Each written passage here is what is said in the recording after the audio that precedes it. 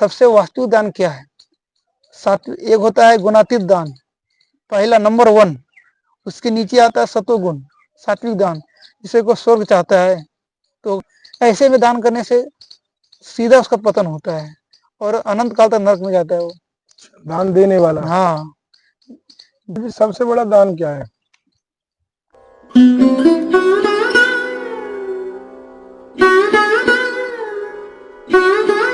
राधे राधे। आप सभी भक्तों का एक बार फिर स्वागत है संत यात्रा में। संतों की यात्रा लगातार इस भारतवर्ष के संतों के दर्शन कराने का एक बहुत ही छोटा सा प्रयास जारी है और आप सभी भक्तों का प्रेम भी हमको मिल रहा है, उसके लिए आपको कोटि कोटि आभार। आज मैं आपको ब्रज में ही रहने वाले एक और दिव्य संत के दर्शन कराने वाला हूं, जिन महाराज जी का ऑलरेडी मैंने 1-2 वीडियो पहले डाला हुआ है। और महाराज जी बहुत ही भक्ति से संबंधित, नाम जप से संबंधित, ग्रस्त में रहकर भजन करने से संबंधित उनके गूढ़ रहस्य खोलते हैं। और उनकी जो लास्ट वीडियो थी उस पर भी आपका बहुत ज़्यादा हमको प्रेम मिला है, उसके लिए आपको कोटि कोटि धन्यवाद। तो आइए चलते हैं एक और दिव्य संत के सत्संग की ओर, संत यात्रा के साथ। पताओं से घिरे हुए महाराज जी दंडोत। जय हो लाडली सरकार की, जय हो। जय लाडली सरकार, जय हो महाराज जी। आपको बता दूं कि महाराज जी का सत्संग पहले भी हमने लिया है और आप सभी लोगों ने देखा भी होगा। आज महाराज जी मुझे यहाँ किसी स्थान पर जब मैं निकल रहा था तो इनके दर्शन हुए और महाराज जी से मैंने आज्ञा ली है। तो महाराज जी बहुत बहुत आभार आपका। आप बार बार हमको ये अनुग्रहित कर रहे हैं अपने सत्संग से। हम नहीं कह रहे हैं, श्री जी कृपा पात्र हैं आप, इसलिए भेज रहे हैं, करुणा करें। हाँ महाराज जी, ऐसा समझ सकते हैं कि श्री जी ही कृपा कर रही हैं बार बार, इसमें कोई शक नहीं है, संदेह नहीं है बिल्कुल। तो महाराज जी आज भी कुछ जन कल्याण के विषय में कोई अपनी वाणी से हमें अनुग्रहित करें।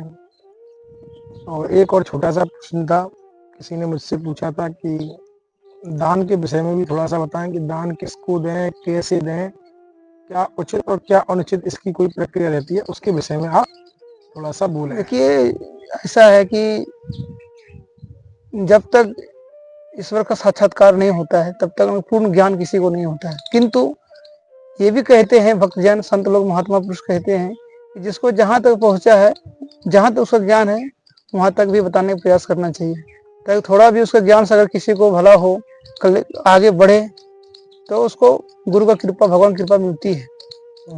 अगर महाराज जी ने कहे हैं कि यदि आपको भगवत मार्ग पर आगे बढ़ना है तो दूसरों को भी जोड़ना चाहिए भक्ति से। अधिक से अधिक जितना जोड़ोगे उतना आपको भक्ति लाभ मिलेगा, आपका उतना भक्तिमान प्रोसेस होंगे आप। जैसे कि किसी का एजेंट होता है कंपनी का, तो अपना कंपनी माल बिके तो उसका प्रचार करता है, तो वो जो कंपनी का मालिक होता है उसको पुरस्कार देता है, ये उसका तनख्वाह बढ़ा देता है। तो उसी प्रकार भगवान कहते हैं कि भगवान और महापुरुष जो है एक हैं, तो वो कहते हैं कि जितना जीवों को लगाओ, जितना जानकारी आपको जो भी है उसको बताओ, हमसे जोड़ो। इससे क्या होता है, भगवान की कृपा मिलता है, भगवान प्रसन्न होते हैं।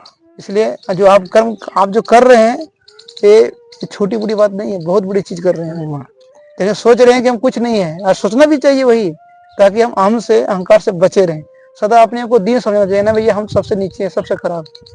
और ये गुण दैविक गुण है, जिसके अंदर आ गया वो निरंतर प्रोसेस आगे बढ़ता जाएगा। तो हम यही बताना चाहते हैं कि अन्य युगों में दान था, यज्ञ था, सब कुछ था, जप, ज्ञान, योग, तप, तपस्या, व्रत, कई चीज थे पहले, पूजा। लेकिन जो कलयुग में है वो अन्य जितने भी मार्ग थे सब लुप्त होता जा रहा है, लुप्त हो गए हैं, कर्मशः लुप्त हो गए हैं। केवल धर्म का जो है 4 बताए हैं, उसमें से दान बचा हुआ है। कलयुग में केवल दान ही बचा है। अच्छा, कलयुग में दान ही बचा? हाँ, दान से ही कल्याण हो सकता है। दान के द्वारा हम चाहे तो भगवान को प्राप्त कर सकते हैं, दान के द्वारा हम भक्ति प्राप्त कर सकते हैं, भगवान एक ही बात है। दान के द्वारा हम स्वर्ग प्राप्त कर सकते हैं, दान के द्वारा ऐश्वर्य प्राप्त कर सकते हैं, दान के द्वारा संसार प्राप्त कर सकते हैं।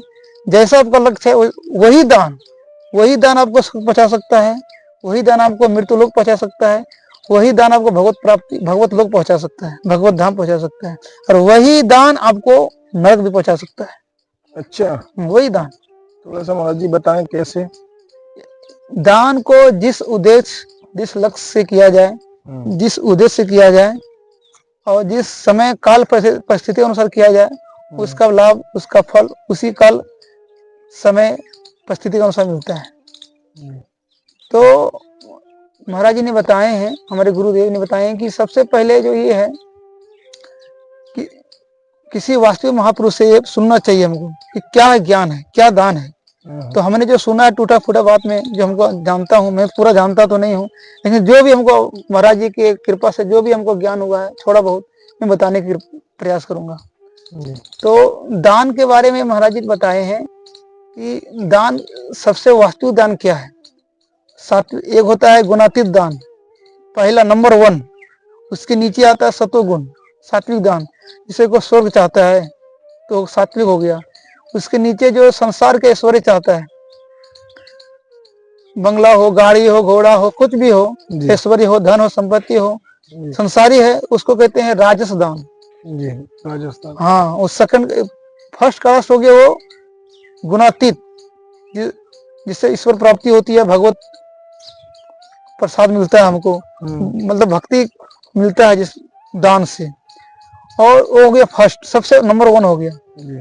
दूसरा हो गया आपका सात्विक दान, जिसे स्वर्ग मिलता है, देवताओं की प्राप्ति होती है पुण्य वगैरह। थर्ड क्लास का हो गया आपका राजस, हमको धन संपत्ति चाहिए, हमको बेटा चाहिए, हमको घर चाहिए, हमको दौलत चाहिए, हमको गाड़ी चाहिए, बंगला चाहिए, जो संसार ऐश्वर्य है, ये थर्ड क्लास का हो गया। अच्छा, वही दान।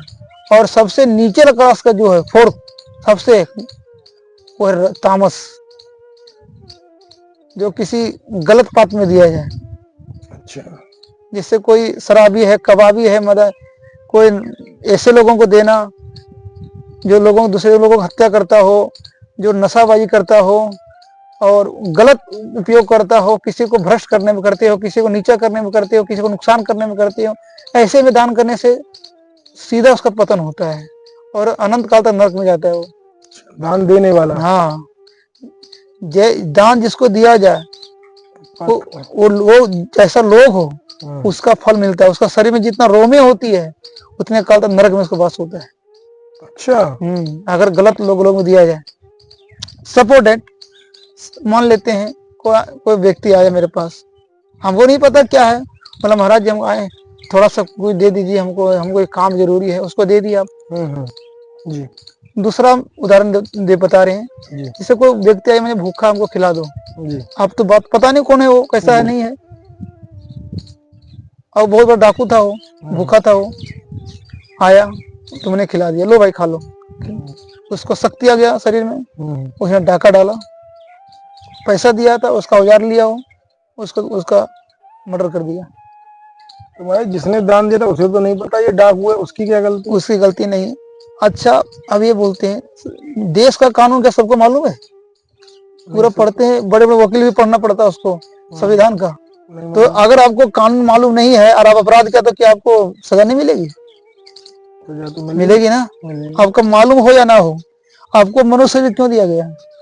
जानकारी करने के लिए ना, पेट पालने के लिए, घर बनाने के लिए, दौलत कमाने के लिए, और कुछ करने के लिए तुम्हारा इतना सा समय था, और भगवत संबंधी के लिए तुम्हारा टाइम नहीं है, समय नहीं है। तो भगवान तुमको ये नहीं सुनेगा कि तुम महाराज हमको नहीं मालूम नहीं था, तो क्यों नहीं मालूम किया? तुमको मनुष्य क्यों दिया गया?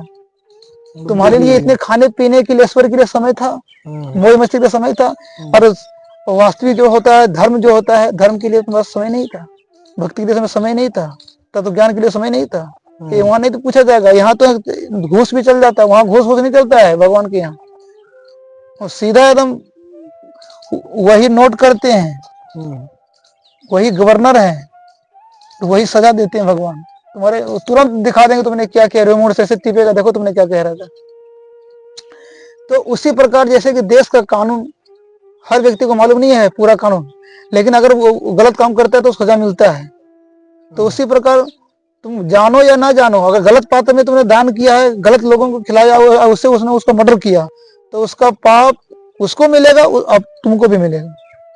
कि तुमने अगर नहीं खिलाता तो उसको नहीं होता तो उसका मर्डर नहीं करता, तुमने पैसा नहीं देता तो औजार नहीं लेता उसको मारता नहीं, क्यों दिया? तो बोलते मैं हमको मालूम नहीं है, तो मालूम नहीं है तो क्यों नहीं मालूम है, मालूम करना चाहिए ना, आपका दायित्व है। सबके लिए समय दिया तो उसके लिए भी समय दो। बिल्कुल। तो दान जो है, जो नंबर 1 का दान जो है वो गुणातीत है। वो दान जो है वो कोई सिद्ध महापुरुष को दिया जाए या भगवत संबंधी कार्य में लगाया जाए। जैसे संत का सेवा होती है, मंदिर बन रहा है, गौ सेवा हो रही है, भगवान की कीर्तन हो रही है, जैसे कीर्तन का व्यवस्था किया जा रहा है, मंदिर बनाने की व्यवस्था हो रहा है, कोई महापुरुष को दान दिया जा रहा है, तो ये जो है गुणातीत है। इससे शुद्ध चीज मिलता है, मतलब भगवत संबंधी चीज मिलता है। भक्ति हो गया, भगवत प्रेम हो गया, पैसा वही है। वही पैसा को अगर हमको दान करें कि नहीं हमको स्वर्ग मिले, हमको देवता मिले, अच्छा चीज मिले, तो वही पैसा से आपको स्वर्ग मिलेगा, भक्ति नहीं मिलेगा। स्वर्ग मिलेगा वो भी नश्वर है, कुछ दिनों के लिए मिलेगा और वो भी नष्ट हो जाएगा, वहां से भी आपको आना पड़ेगा नीचे। तीसरा है राजस्थान, जो संसार के स्वर्ग के लिए, भोग के लिए किया जाता है कि हम तो को चढ़ा रहे हैं इसलिए ऐसे दे रहे हैं, हमको ये हो, वो 3rd क्लास का है। और अब ये दे रहे हैं कि हम इसलिए दान कर रहे हैं कि उसका नुकसान हो जाए।